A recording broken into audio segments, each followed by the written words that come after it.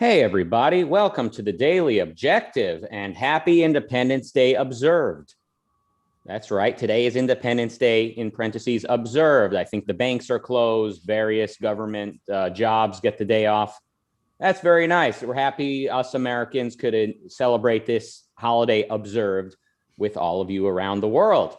I have noticed we live in the United States of Twitter nowadays, and by which I don't mean Silicon Valley is stronger than the government and they're, and we need to break them up. That's not what I mean. I mean, people's reputations can be tarnished. Basically, people's guilty verdict can be found in the court of public opinion momentarily, easily, quickly on Twitter. So welcome to the United States of Twitter. I hope you like it. The good news is it's brought us all together as a global populace. Here to discuss with me today the trending status of Ayn Rand on Twitter in recent days are two guys who you know very well. First, we've got the host of the hottest news show on Ayn Rand Center UK, TV Talk with Mark Pellegrino. It's Mark Pellegrino. Hey. Hey. And we've got a guy, he hails from Athens itself. He is now in England, and he speaks perfect English. It's Nikos Sotirakopoulos. Thank you, Rucka. So what happened? And Ayn Rand was trending twice in 3 days in the UK. So the new health minister, which the guy called Javid, at some point he mentioned, some like 5 years ago in an interview, that he admired Ayn Rand, and I think at some point he gave a talk about the film The Fountainhead. Now, his understanding of Ayn Rand is so deep that he said he liked The Fountainhead because the outsider wins and the underdog wins. Which, I mean, technically you could say it happened, but it clearly shows that the guy is not deep into the philosophy. And of course, when he got some pushback, he said, "Oh, okay, no, I take it. I don't anymore believe these things. I think now altruism is good. So I kind of like the spirit of The Fountainhead, but I don't want much to do with any of the rest of the stuff." Anyway, so this guy some days ago becomes health minister. So everyone remembers this and they start posting stuff about Ayn Rand. So it was a gotcha moment. So we now have a health minister who admires someone who A, hated the poor, B, didn't believe that smoking can lead to cancer and yet she died of lung cancer. 3, didn't believe in social security, but died penniless and had to rely on social security. So these are some of the myths that never die. So maybe it's a good time to face them and hopefully put them to bed once and for all. So the first myth is basically that Javid is someone who is an objectivist or Ayn Rand is his heroine. Again, go even in his Wikipedia page with big letter, you'll see him saying, "No, now I'm an altruist." Also, here's a tip. Someone who is part of a government who is almost indistinguishable from a left government when it comes to its moral position, when it's come to its support for public education, public healthcare, taxation. One of the most regulatory intervening governments that the Western world has ever seen, one of the harshest lockdowns in the world. Now, if a part of that government can be an objectivist, then the term objectivist has no meaning whatsoever. So I hope we all agree that we should put the first myth to bed that Javid somehow has Ayn Rand as a heroine, and that what makes him not compatible with having a position in this government, the health ministry. I think his position as a pragmatist makes him perfect for this position, because this position is a position which the principle of which I'd like someone to explain to me. Their probably have something to do with altruism. Javid says, "I'm an altruist," and I have zero grounds to doubt this, because the way I understand altruism is not benevolence, is not I'm a good person. It is actually, I believe in self-sacrifice, and I believe you should all sacrifice for everyone else. And this is exactly what the healthcare system in this country is. It says to you, stay at home, or we're going to ration healthcare, or you might have to wait 2-3 years or some months for an appointment or for an operation, but it's for the greater good. Perfectly fine with altruism. So Javid is perfectly fine for this position. don't worry, people, he hasn't got much to do with Ayn Rand. So can we put the first myth to bed? The Sounds first like myth. Yeah. I took this upon myself because I know Javid because I'm in the UK. Mhm. But okay, now I'll need your help to destroy the other myths. So something that was very popular on Twitter was Ayn Rand did not believe that smoking led to cancer, and yet she died of cancer, which proves that karma is a just force in the universe. Now, have we got comments on that, or shall I start with throwing things on the table? I mean, from what I understand, she was skeptical about it until her doctor convinced her that she shouldn't be skeptical any longer, at which point she quit. And from what I understand, whatever cancer she had was removed. It was not cancer that she died from. It was heart failure or something like that some years later. But you could correct me if I'm wrong on the facts. You're perfectly right on the facts. And here's the thing. So if you Google Ayn Rand smoking, you see many articles. And there's this idea that if you were in the Ayn Rand circle, you had to smoke. Otherwise, you were thrown out of the group. Now, Pico, for example, quit smoking many, many years before Ayn Rand, actually. And because he thought that it created something like an emphysema, so he said, look, that's not for me, I'm quitting.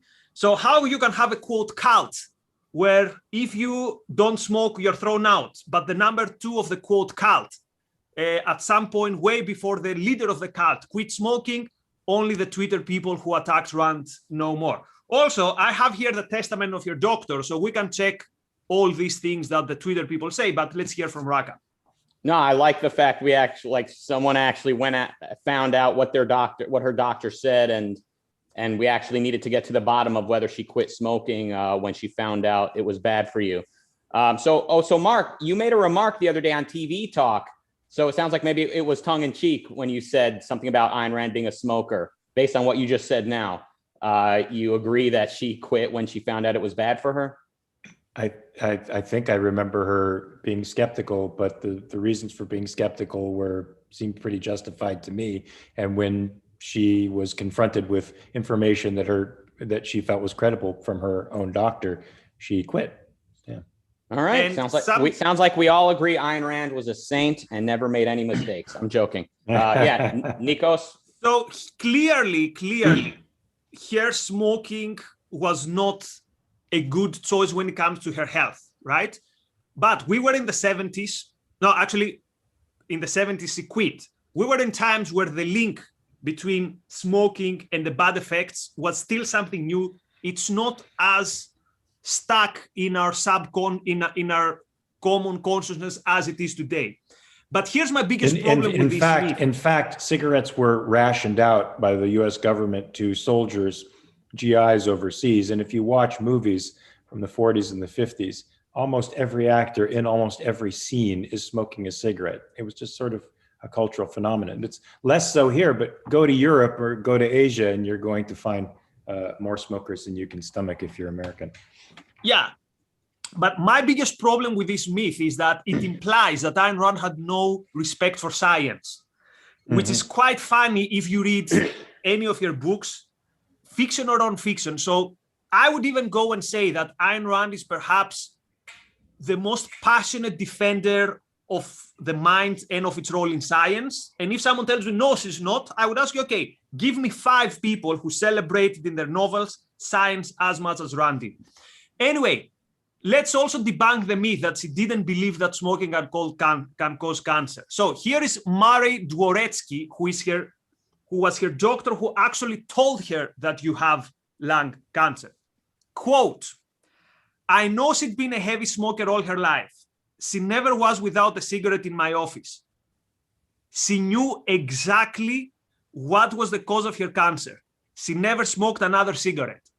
Isn't this weird for someone who supposedly doesn't believe that smoking will lead to cancer, that when her doctor says, you know what, things now have gotten really bad, you need to do something about it. Says, okay, I get it, I'm doing something about it. Also, she didn't die of lung cancer, as Mark already said. So she had an operation, she lived for 8 more years, and she died of bad health in general, more specifically, heart failure. And as someone says in the memoirs, in a way, she let herself go because sometime earlier her husband had died, so her energy was low. Her will to live at that point was low. Mm-hmm. So the claim that says Rand didn't believe that smoking causes cancer, and yet she died of cancer, haha, is basically completely wrong. But anyway, it's still gonna do, yeah. And let's say she would have continued smoking after getting cancer and finding out that cigarettes caused her cancer, which many people do. Many people get cancer and they continue smoking. I mean, that on the face of it, it looks irrational, but maybe as an old lady who just loves cigarettes so much, if she would have hypothetically decided to keep smoking, she said, I'm not giving this up now. I've had a good long life. That would not inherently make her the most irrational person. It would mean in her own context, she decided to keep smoking. But as it actually turns out, she quit smoking as soon as she found out. It's unfortunate that it took doctors a long time to learn how bad cigarettes are for you, leading to it being the most popular thing to do basically in the modern world, which is so strange to imagine now. You know, cigarette smoke, it sticks to everything, all your clothes, everything, everywhere you go. You know, it's like, it's hard to imagine a time where just every airplane and every dentist office and everywhere you went, people were smoking. Hard to imagine now, but it was in fact the norm. I kind of grew up on that, so yeah. Well, you're from Europe, so I can imagine that. Okay, so this is not the most popular myth, by the way, but it was played a lot with combined with the news that Javid became health minister. Anyway, hopefully we've put it to bed. Okay, let's go to my favorite one. Ayn Rand hated the poor. So what would you expect from someone who hates the poor and someone who writes novels? You'd expect that the villains in the novels are poor, the poor are portrayed in a bad way, and of course, every hero is super rich. So let's take away with a living, because Soviet Union, basically everyone was poor. Let's go to the Fountainhead. The protagonist comes from a poor background. The protagonist is basically penniless for half the book at least. The protagonist prefers to go and work in a quarry rather than compromise his principles for money. How is this for someone who only cares about money? Because that's what we hear about Rand. Oh, it's all about money. The protagonist, your ideal man, goes to work in a quarry because he doesn't want to compromise his principles. But let's check beyond that. His best friend, or one of his best friends, Mike, an industrial, a proletariat, as the left would say, a manual laborer. The artist he respects more, penniless. The guy he respects more, Wynand, started from nothing. Let's go to Atlas Shrugged. Do you remember that scene when Ayn Rand saves the bum from being thrown out of the train? He didn't have money for a ticket and says no. And not only she prevents him from being thrown out, she invites him to her private, cabin coach, and says, tell me your story. What brought you here? Or very, very, very often we see sympathy towards people who, in a falling society, because they were not these giants of spirit, life in a way they couldn't, they didn't have the strength of the character to come out of this misery. So Ayn Rand clearly does not hate poor people. She does not patronize them, though. And so maybe that's what the left does not understand. So she doesn't say, oh, you couldn't help it. She understands that in a falling society, more and more people are going to be poor. And actually, she celebrates lifting people out of poverty. And if you care about poor people, you should also celebrate that and you should appreciate it. Of course, the Ayn Rand hates the poor, quote, people don't do that. Mm-hmm. But you're right. She doesn't patronize them and she doesn't think that your life should be sacrificed for them. And so she must hate them. That's the only response the other side has. If you don't think your life is fodder for somebody else, then you must hate that other person. Yeah. And the people who make these allegations in so many cases, you actually, if you take as close a look at them as they take at Ayn Rand's life, you see where they live, who they avoid, who they choose to deal with. And these are not exactly people who choose to spend their time around the downtrodden and poor. But yeah, in Ayn Rand's depiction of characters, of her heroes in her novels, these are benevolent, people. I mean, think of Dagny getting a late night visit from her sister-in-law, and she's like, yeah, absolutely. What can I do to help you? It's not like, oh, I don't want to, but okay, I'm going to do it. It's just like, yeah, it's what I value life is kind of the implicit message. And then, I mean, meeting a homeless guy on the train who snuck on, like, yeah, well, tell me about yourself. What can I get out of this interaction seems to be the implicit stated modus operandi of Dagny. And obviously Howard Rourke is poor through most of the novel. They're all poor. All the good guys are largely struggling and are friendly with poor people. I mean, it's complete projection, I think, that people make on Ayn Rand, saying she celebrates wealth, she celebrates achievement, she sees that the achiever of wealth deserves to keep that wealth. That means they hate the poor, and all poor people, they deserve to be poor, and therefore they deserve nothing but scorn. It's just absolute projection. It's a matter of justice, which Ayn Rand painstakingly demonstrates in her writing. It's a matter of justice, that what's yours is yours.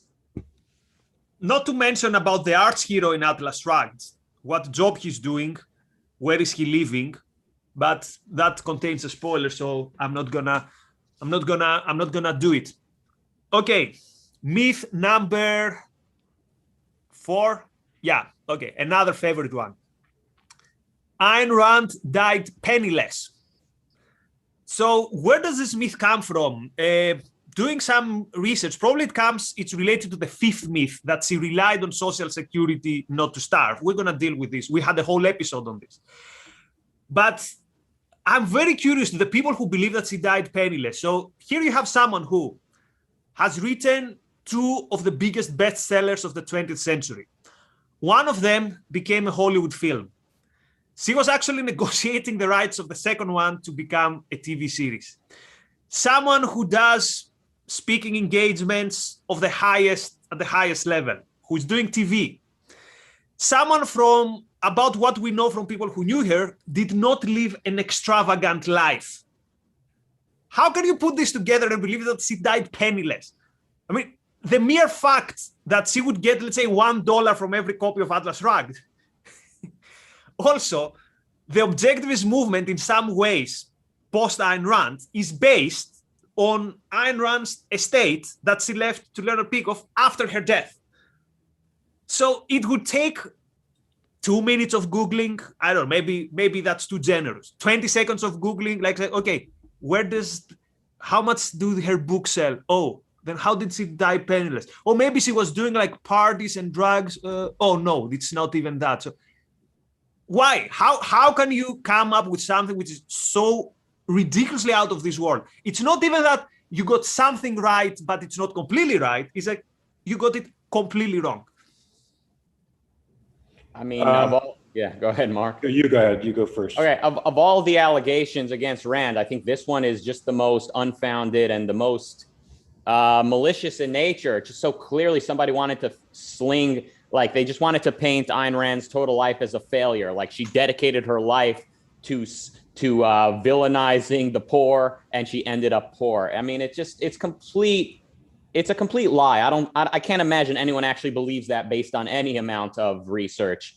And they want that to be true. They want to see somebody fail, just like they want Ayn Rand to turn out to be irrational. Oh, she smoked knowing that it was killing her. Like they need her to be irrational so that everything she says about reason, therefore, is invalidated. And of course, she needs to fail at capitalism in order for everything she said about capitalism to be poor. Like, see, she needed the safety net. See, she needed to go with her emotions a little bit over reason. It's absolutely motivated by something very ugly. I think she died in her own apartment. I think she was worth about, I think she gave Peikoff somewhere in the neighborhood of $500,000 at her death, and had a housekeeper that she generously provided for upon her death, and including having these ongoing royalties from a book that continues to be a top seller, at least 100,000 copies a year. This is an unprecedented number for any author. The reason she wanted her Social Security is the same reason I would want my stolen loot back from the criminal who stole it from me. It's called restitution, and it's just. She put money into the system. She deserved to get that money back. That's why it was apparently stolen from her.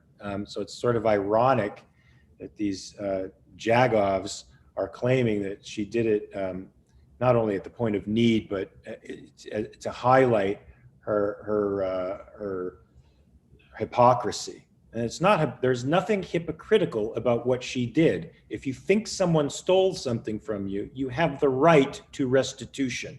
That's called justice. And this brings us to the fifth myth. By the way, you mentioned the housekeeper. According to Cynthia Peikoff in 100 Voices, the oral history of Ayn Rand, the housekeeper received $10,000, 1980s dollars, not today, $10,000. So again, for someone who dies penniless, the fact that the housekeeper gets $10,000 is quite, should at least make you think maybe what I'm saying is BS. Well, anyway, they're confusing objectivist heroes with creepy folks like Marx and Engels, who were really exploitative. And we know Marx had sex with Engels's maid, and then when she became pregnant, threw out in the streets and didn't pay a dime for her. And actually, even worse, he persuaded Engels to appear to the world as if it's his child. Yeah, so there you go. You want to talk about scummy people? Look at the people you guys admire, and they're trying to drag Rand into that hypocritical universe because their heroes occupy that universe. Mm-hmm. And it's not only Marxists who sling this stuff at Rand. I mean, it's anarchists, it's various types of libertarians. The people that detract from Rand often bring up her personal life. They bring up possible mistakes she made or possible instances of her allegedly being dishonest or in some way unreasonable. They need that to be the case because they're like saying, see, Ayn Rand's philosophy doesn't really work. Even she couldn't practice it. But she's the only one who gets held to this standard, obviously, because everyone else is kind of giving people a kind of more of a mixed philosophy where you can be a little bit irrational. So it doesn't, they don't hold it against Marx if Marx was a little bit of a scumbag, because fine, he's saying we can all be a little bit scummy and we'll all kind of leech off each other and build a glorious proletariat kingdom. For the record, I would be very willing to be persuaded that Marxist theory is right, even if Marx was the worst person. The same with Ayn Rand. Very, very little would change in me if every single accusation against Rand was correct. I think Rucka said it in another episode. Would this change the axioms? Would it change the exist and exist? Would this change the theory of concept formation? Would this change the heroic vision in the novels? No, it wouldn't change anything. But again, because most of these people, they work in education, so it's very interesting to see how sloppy they're with their accusations. And Mark gave us the pass for the fifth myth, the social security one. Now, it's not a myth in itself that she received it, but it goes together with the myth that she died penniless and she relied on it. So again, if you read 100 Voices, Ayn Rand had zero idea how to handle her property. So I think her accountant says that at some point, all the loads of money that she had was just in the bank, literally. So the accountant says, look, that's not how you invest money. So and he started investing, I don't know exactly how. Anyway, this guy, the accountant, one day says, look, there's this weird law and that you could have social security. Shall I go with it? Something like that. It's not 200% clear to me how she comes into contact with the chance that she can have social security. My understanding is that it came from her accountant. I'm less confident on that as I am on the other points, but from the research I've done, that's my understanding. And the thing that there's zero doubt about is that indeed, as Mark already said, she believed not only there's no contradiction in being against social security and claiming some of that money that you've given the system back. She said, no, we are the only people who have the legitimacy to that money because we oppose this system. We've put our money in this system. And when we get the chance to get that money back, we do so. And she wrote that long before she ever did it. So it is in principle. I was about to say just that. So someone could say, oh, this is in retrospect because it was penniless and she needed social security. No, go and see that letter she wrote to that young man who says something like, shall I get a scholarship or something like that? And he says, yes, because in the world we live in, it's impossible not to get entangled with government money. This is money that has been taken from you. And whenever you can take it back, take it back. By the way, this came again into notoriety last summer when the Ayn Rand Institute, it was revealed, although it was never a secret, got some of the PPE, like that COVID money. And of course, you can find the announcement, the webinars, I think by Onkar Gate, an article by Onkar who explains, again, not only there's no contradiction, this is an act of principle. Now, we can discuss whether it makes good optics or how easy it is for many people to understand this. So I can understand why many libertarians who don't dive deep enough in the topic say, well, I didn't like it and I prefer that Cato didn't get that money. But again, if you really want to go in the principle, there is zero doubt that there is no contradiction here. And again, Rand did not rely on Social Security because otherwise it'd be, quote, penniless. Yeah, she definitely was speaking in these terms in the 60s, I think, in when she joined Leonard Peikoff for the Q&A at the end of his objectivism lecture. She was speaking in terms that made me even hesitate to agree. She's saying like any amount of money you could get back from the government. So she definitely was speaking about this long before she was probably old enough to receive Social Security. But yeah, her essay on, is it called On Scholarships? It helped me kind of understand what it means to advocate for capitalism in today's mixed economy. And one of the most important aspects of it is at the end, she says, when it comes to advocating for policy, what are you going to advocate for? Yeah, on the question of scholarships, says Razi. What are you going to advocate for as far as policy? So are you going to advocate to keep the welfare system, or are you going to advocate to move us towards capitalism? That's the key. That's the main question, because a lot of people, they say, well, we've been screwed over, so let's keep this going. Let's keep this regulation and the lobby system going. You see that now with big tech, with, so-called the fight against big tech, with saying, oh, these big companies, they're getting special favors, so we should break them up further and regulate them further. No, the solution is capitalism. The solution is to advocate to get the government away from private companies and let them fend for themselves.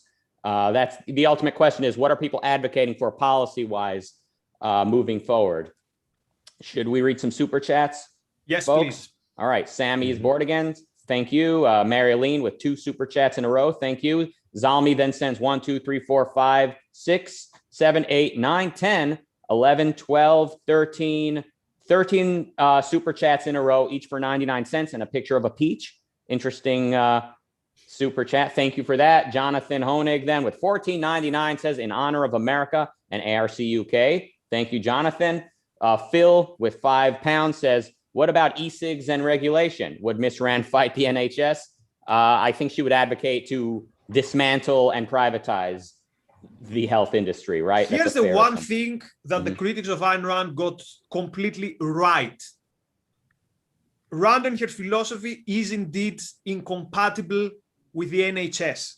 And we can either do another 30 minutes episode on why, alternatively, go to With a Living and find the scene where Kira is trying to help that person in her life who needs healthcare, and she tries to fight it with the bureaucrats.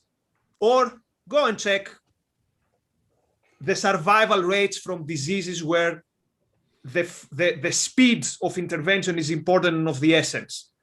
Check the results of NHS and compare it with other countries with a freer system, and you've got your answer why objectivism and Rand is not compatible with the NHS.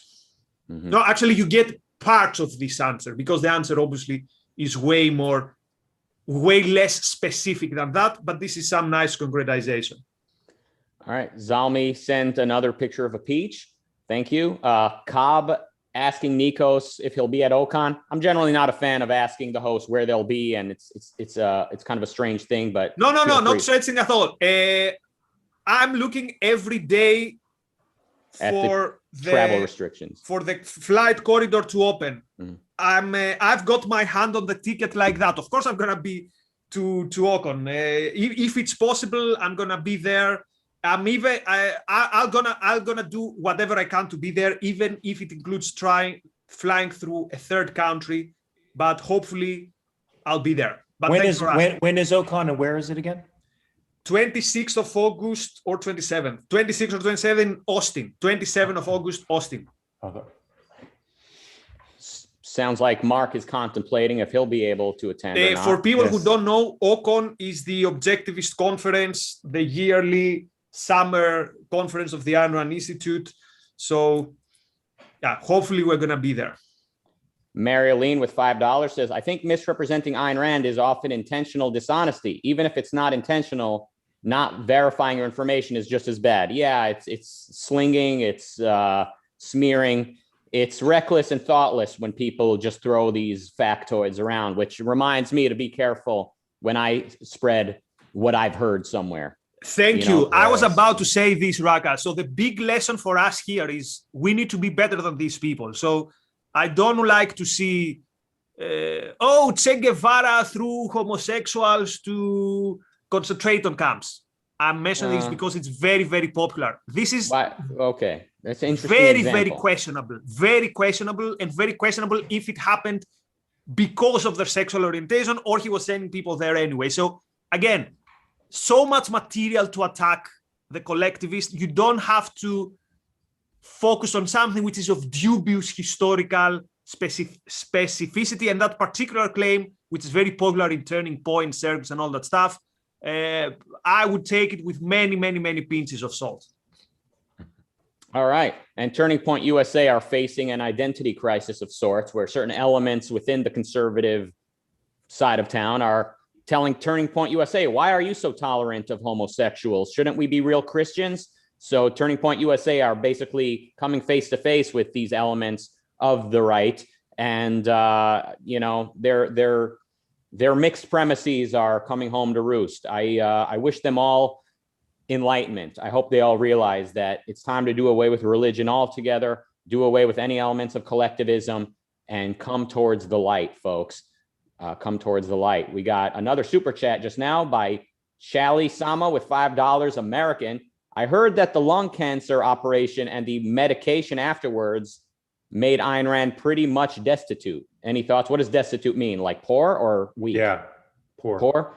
Yeah. Any thoughts? I mean, if her medical bills were that high, then I wonder how she ended up leaving behind so much money upon her death. So when it comes to her post-cancer therapy, if we go again to her doctor, now notice this is not the same guy who treated her post the surgery, but it doesn't sound like being something which was too overwhelming in terms of, so she didn't do chemo, for example. So I don't know what was the technology back then, but it looked like it went relatively well. And again, if we believe the people who were around her deterioration in the last years had more to do with her despair for the death of, despair is not the right word, with her feeling down, so to speak, with life after her husband died, because she said, look, I lost my highest value.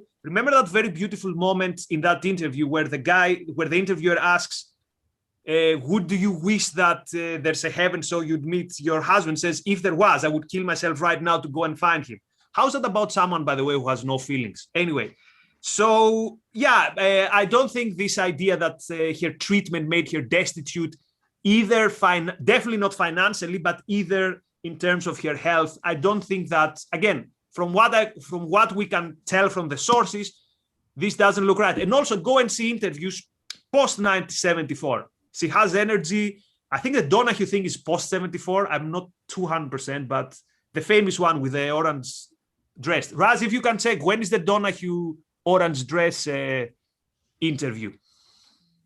Anyway, well, Donahue is like 1980 or something. No, the first one, not the one with the blue. Yeah. Anyway, 78 or 79. Okay, so anyway, I mean, look, I mean, the more you're holding up that book, and there's others like it, the more I learn about Ayn Rand, the person, the more I'm surprised by how like normal she was, so to speak. And you find the letters she wrote to her husband when he was traveling. She would doodle little pictures of herself and their pets crying because he's gone. Like, she was not this character from her novels that speaks with like perfect precision all the time. She was very much an alive person. And the more you learn about her, the more you're surprised by how approachable she was and all of that. So, of course, people need to latch on to like one book written by Barbara Brandon and say, this is the definitive story of who Ayn Rand is. I think people have a motivation when they cling to that narrative. And that's by the way, why is this book important? Because it includes people who did not like Rand. So this is not a hagiography, how it's called. So you're going to find many elements here on parts where you could say Rand was not as just as he could be. So people who helped her, she could have been more, thankful. And you can find also the opposite. Those are cases where you're like, oh, wow, I didn't realize he was such a warm person and all that stuff. So it includes 100 people. That's why it's called the 100 Voices, who came across Rand in different stages of her life and of their life. And again, 100 people, including people that didn't like her. So you get a good picture of what, and definitely a better picture than you would get from Twitter whenever Ayn Rand is trending on Twitter. And I would not want to see 100 people interviewed about me and see what the book says. Who would want to have 100 people surveyed about their experience with them, right? So the fact that Ayn Rand's reputation is so clean, I think, suggests that she largely did live her philosophy. But anyway, people have a motivation to smear her, and that's very sad. All I can say is read Ayn Rand. Read Ayn Rand. Gentlemen, right. Anything else?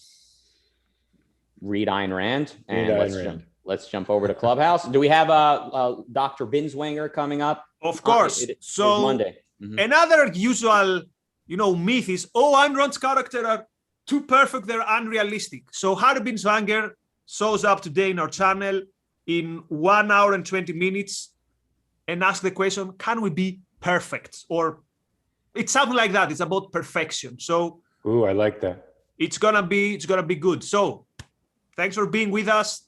And we're gonna be in Clubhouse for a while. See you all there. Oh, and tomorrow debate, Frank Furedi, my mentor, my PhD supervisor, with Yaron Brook. So I'm super excited about Your two teachers are going head to head. My two teachers are going head to head, but unlike Atlas Shrugged, the one teacher did not become Dr. Stadler. So I'm proud for both of them. All right. Okay. So see you later. See you tomorrow. See you later with Harry, and see you in Clubhouse. Bye-bye. Bye. Goodbye.